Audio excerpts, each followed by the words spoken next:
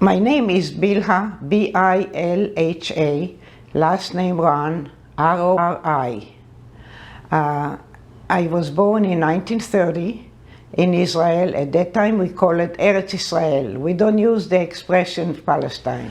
As the war developed and the British put a white paper and refused to let immigrants come, only a small number could come with certificate, and refused and put in the white paper the Jews are not allowed to sell land, to buy land from Arabs. Arabs will not sell any land. All the kibbutzim and the kibbutz and moshavs, all of them were bought by money from the JNF, Jewish National Fund, collected money in America, in the world, and bought land from Arabs or from the government. They paid for this land.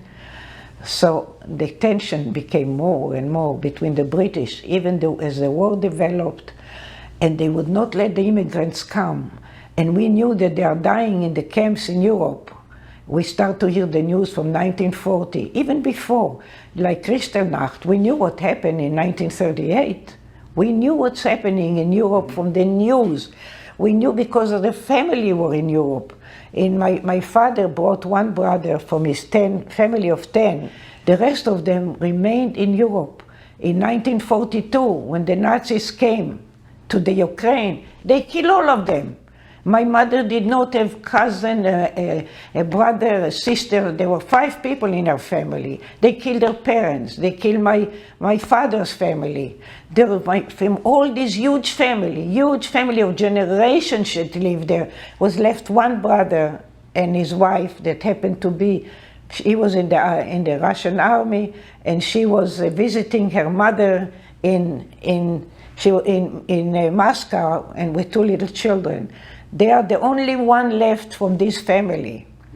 All the people in Yarkona, all their families were in Poland or in Russia, and 2 in Germany, 2 families. We did not see a grandfather or a grandmother. We didn't have relatives. We did not know what is to come. There were no relatives. Only our family and maybe an uncle, sometime this one, or a couple of cousins. How did you find out what happened? Oh my goodness, how we found out. In 1945, the war was over. One day they came together, and came a girl 16 years old that escaped from a pit, that she was shot with the rest of them. She crawled out from the pit. She was alive. And somehow she came through the illegal immigration, which is another big story to tell.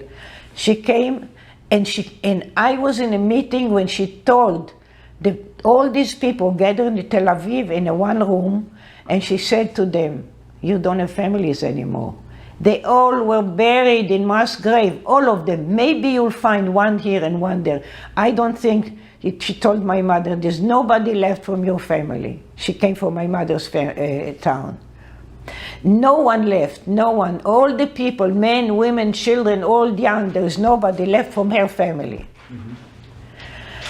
So really, I tell you, the Holocaust, if somebody said people didn't know, they know. I can tell you for myself and how I knew.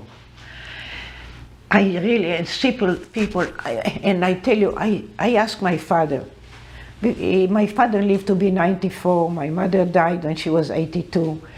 I asked my father, I remember that day when this woman told you, I did not see any crying, any screaming, any fainting. There was just silence. How could it be? He said, we were in such a shock. We just could not even react. It was beyond human emotion. We cannot even describe. All I can tell you, that after that day, my mother's face turned to sadness. There was sadness in her face all the time. And they didn't talk about it. That is the truth. They didn't talk about it.